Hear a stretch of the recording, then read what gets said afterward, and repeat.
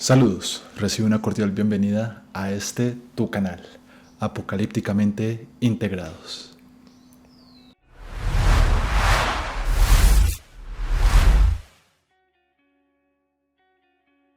En el video anterior abordamos a Rubén Sierra Mejía.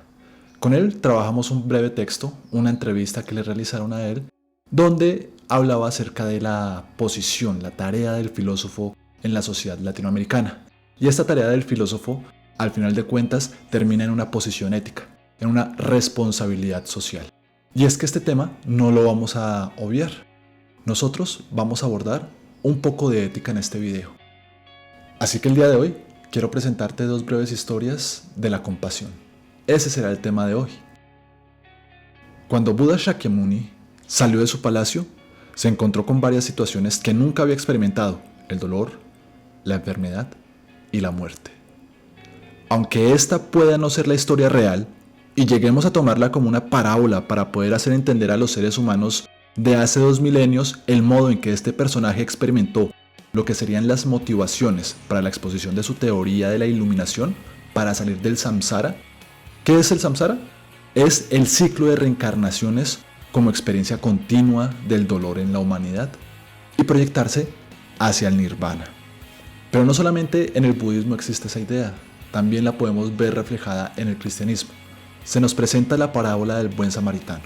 Para ser breves, la historia es así.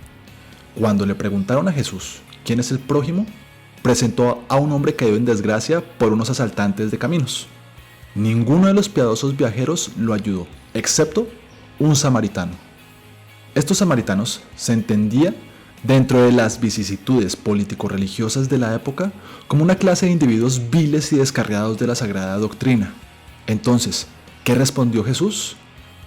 Será prójimo quien manifieste la compasión. Son bellas estas historias que alientan la manifestación de estados capaces de compadecer, es decir, sentir lo que otros están sintiendo en ese preciso instante. Sin embargo, hay un filósofo para quien esto manifestaba la debilidad de los hombres, su estado de corrupción. Este filósofo es Friedrich Nietzsche. Este hombre vive en el siglo XIX y como hombre de su tiempo vivió un periodo muy agitado, pero más agitada fue su vida. Este hombre transgredió muchos de los paradigmas que la gente de ese tiempo tenía firmemente asumidos en su vida diaria. Recuerda lo que te presentaba en Ortega y Gasset. Por acá dejaré el video. Fue un hombre prolífico y de una gran habilidad estética para exponer sus ideas. El día de hoy quiero presentarte el libro Aurora y los parágrafos que van del número 131 al 137, donde Nietzsche aborda la compasión como un problema de múltiples facetas. Para abordar estas facetas, que son muchas, te presentaré solamente 2 facetas, la moral como la antropológica. Y a partir de ellas comprenderemos qué es el hombre cuando es un hombre compasivo. El problema moral. Seguramente habrás escuchado hablar de este filósofo como una especie de diablo.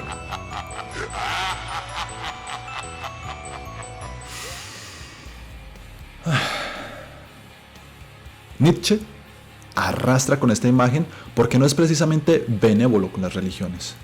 Pero su crítica aparece principalmente porque los hombres que viven bajo el dictado de estas religiones asumen una actitud sumisa, borreguil. Son la acción efectiva de lo que dice el viejo y conocido refrán: a donde va Vicente, va la gente. Un claro ejemplo lo tenemos en las sociedades latinoamericanas, donde la incursión del protestantismo proveniente de Estados Unidos ha revitalizado un cristianismo acrítico, sumiso, fanático y dispuesto a la violencia si así se lo ordenaran. En Colombia durante el siglo XIX, esta actitud servil y fanática sirvió para avivar múltiples guerras internas. Tanto es así que se oía decir a los sacerdotes en el púlpito: matar liberales no es pecado. Y con esta fórmula se modificó para que desde mediados del siglo XX y lo que llevamos corrido del siglo XXI se diga: matar comunistas no es pecado, y mucho menos un delito. ¡Vamos lo que hay! ¡Vamos lo que viene! ¡Vales lo que hay! ¡Malditos terroristas! ¡Vales lo que hay! ¡Vales lo que hay! Cuando no tenemos conciencia de nosotros mismos, en ese momento obedecemos lo que sea e imitamos lo que sea. Nos va a decir Nietzsche: si vosotros mismos tenéis un objeto tan aburrido y feo, pensad más en los otros. Hacéis bien en ello. ¿Qué quiere decir esto? Si nosotros fuésemos sujetos con una gran capacidad creadora en nuestro interior, si nosotros tuviéramos una vida interior capaz de iluminar a cuanto hubiese fuera de nosotros, no necesitaríamos de esa forma de vida corrupta que debe tomar a los demás por sobre nosotros mismos. Pero un momento, puedes estar pensando que Nietzsche es un desgraciado. Claro, cuando yo estaba leyendo eso, yo mismo pensé eso. Nietzsche es un desgraciado. Pero conforme fui leyendo y me fui dando cuenta de cuál era la propuesta de Nietzsche, pues se fue matizando ligeramente y progresivamente esa idea de miserable que podría ser Nietzsche al decirnos esto. Él describe que la moral en la que vivimos es aquella que toma por el bien al hombre filántropo, un dador alegre con un desprendimiento tan piadosamente cristiano que cualquiera podría elogiarlo por dicha actitud. No obstante, y esto es algo que hay que tener muy en cuenta, para Nietzsche, allí es donde comienza la verdadera corrupción del ser humano. Muy fuerte con esa armadura. Y sin ella dime qué eres tú. Un genio, millonario, playboy, filántropo. Este hombre, según parecer de Nietzsche, aunque actúe por otros, realmente solamente está pensando en sí mismo. ¿Cómo rayos es esto posible? Este hombre es un verdadero egoísta, pues solo tiene como finalidad la satisfacción de su propio ego y pone, si siguiera los preceptos divinos, al amor propio por sobre el amor al prójimo. Y el amor, en definitiva, queda totalmente olvidado. De ahí que la compasión se proyecte como un hacerse útil para los demás, en el que presuntamente el individuo se anula por entregarse al otro y por efecto de esa anulación también se niega a sí mismo.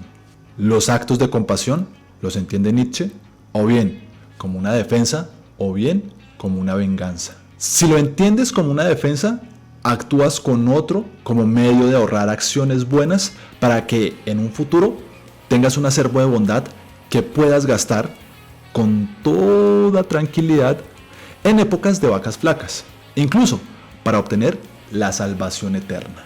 Asumimos por esta relación caritativa, fingida o real, que el sufrimiento del otro es nuestro sufrimiento. Y entendemos que solo la compasión caritativa es la que nos dará la paz de ese sufrimiento. Recuerda, si te gusta este contenido, dale like, suscríbete y dale click a la campanilla para que puedas acceder a nuestro contenido. ¿Qué viene después del sufrimiento? El placer. Pues ese aparente sufrimiento que calmamos con la acción buena genera en nosotros un estado de bienestar al recibir la aprobación, el agradecimiento, el reconocimiento o la alabanza de nuestros congéneres. Es decir, la compasión es una nueva cara para mostrar la vanidad y sentir placer con ello. Aunque nuestra acción no colme las necesidades ni apague el sufrimiento del otro, que eso es lo que realmente al final de cuentas no importa. Con ello vemos a los varones y mujeres piadosos entregando monedas a los desarrapados, muchos de ellos creyendo muy firmemente que con eso se han solventado y acabado con la raíz de todos los males. Vemos a los pro vida que en su compasión piadosa defienden al niño que todavía está por nacer, pero no sienten el más mínimo afecto por la pobreza del niño ya nacido. Y como por estas acciones secretamente encuentran un placer masturbatorio, un placer orgásmico en el yo doliente del otro, confunden el hacer un bien a la madre y al niño cuando obligan a la primera a dar a luz al segundo sin poseer los recursos suficientes para su manutención.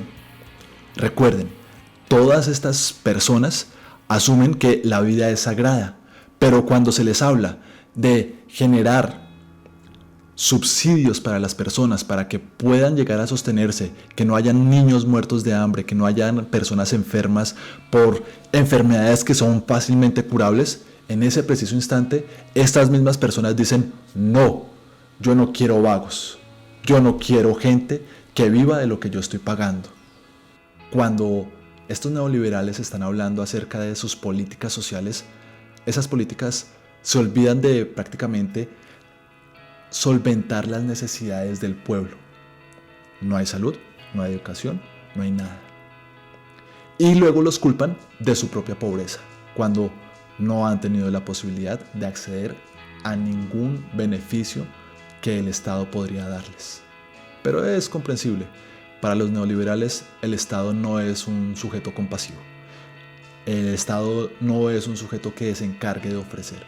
El Estado, la única tarea que tiene es reprimir, nada más. Así como el amor resulta dañino cuando nos entregamos hasta la anulación, la compasión es dañina si nos entregamos al sufrimiento del otro. Cuando somos jóvenes y tenemos ante nosotros todo el mundo lleno de sufrimiento y avisoramos las maldades que existen ante nosotros, nos preguntamos ¿por qué nadie hace nada? Así nos entregamos a una tarea compasiva y mesiánica donde queremos extraer del samsara a toda la humanidad. Que nadie se quede por fuera. Así gritan personajes como Emma de Yakusoku no Neverland o Ukyo de Dr. Stone. Así actúan los docentes en sus primeros años de labores. Se comprometen hasta el agotamiento. Lo mismo los médicos que reciben heridos todos los días en sus primeros años. A los abogados o trabajadores sociales colombianos que deben escuchar día con día los sufrimientos por los cuales nuestros prójimos tienen que vivir en esta violencia, en este país de violencia, de odio, de desprecio hacia la gente pobre, hacia la gente que vive en el campo, hacia los que son diferentes, a los que no tienen los recursos para hacerse exigir su justicia. Cuando vamos creciendo y tras las experiencias acumuladas nos damos cuenta que nuestra propia existencia no puede ser cargada de más existencias, no podemos hacer renunciar a otras personas a su sufrimiento. Tal vez, y esto es lo más paradójico de todo, tal vez esa sea la única cosa que posean para aferrarse a la vida. Ya es suficiente con que nosotros tengamos que hacernos cargo de nuestra propia vida, de nuestra propia existencia, que tengamos que arrastrar con nuestro propio fardo de dificultades, como para que también tengamos que arrastrar con las dificultades y los sufrimientos de los demás. Puede parecerte a ti una idea despreciable, pero te invito a que seas crítico, a que revises lo que nos dice todos estos discursos de autosuperación, todos estos gurús del pensamiento positivo, del mindfulness. El universo conspira a tu favor para darte cuenta que las soluciones que ellos te venden, las soluciones que te ofrecen enlatadas y dispuestas para consumir en masa, ya están dispuestas en el mundo de la filosofía con mayor profundidad y relevancia, con mayor sentido y voluntad de poder que las ofrecidas en discursos que mezclan el autoconocimiento con la compra de un nuevo automóvil, con la compra de cualquier respuesta que tú mismo podrías darte. Pero recuerda que la compasión también, dice Nietzsche, se relaciona con la venganza. Y es que en una sociedad vigorosa, en una sociedad fuerte, en una sociedad con suficiente voluntad de poder, la compasión representa el desprecio que unos individuos sienten por otros. Pues lo que desprecian es la debilidad repulsiva de quien no tiene la dignidad para vivir. Por eso, la compasión es un principio de acción que dice: sufre por el mal del otro como él mismo sufre. Casi suena a uno de los mandamientos del cristianismo. En consecuencia, la compasión defiende nuestro principio de placer y se venga de quien no esté dispuesto a dejarnos gozar de ese mismo placer. El sufrimiento, cuando se la une con la compasión, que duplica nuestro yo en mi propio yo y el yo del sufriente, hace objeto de humillación al sufriente y hace gozar al que compadece. Por eso, el sufrimiento y la compasión no son compatibles, no están al mismo nivel. El que compadece siempre se posiciona en un lugar superior al compadecido. El problema antropológico. Si el hombre viviera bajo esa conducta debilitante de defensa y venganza, entonces es necesario que existiesen distinciones entre los hombres que actúan bajo este principio. Estos no los menciona con claridad Nietzsche, pero vamos a deducirlos. Te los voy a presentar. Hay 3 clases de hombre. El primero, el hombre que siente la compasión, pero no sabe que se mueve por el goce.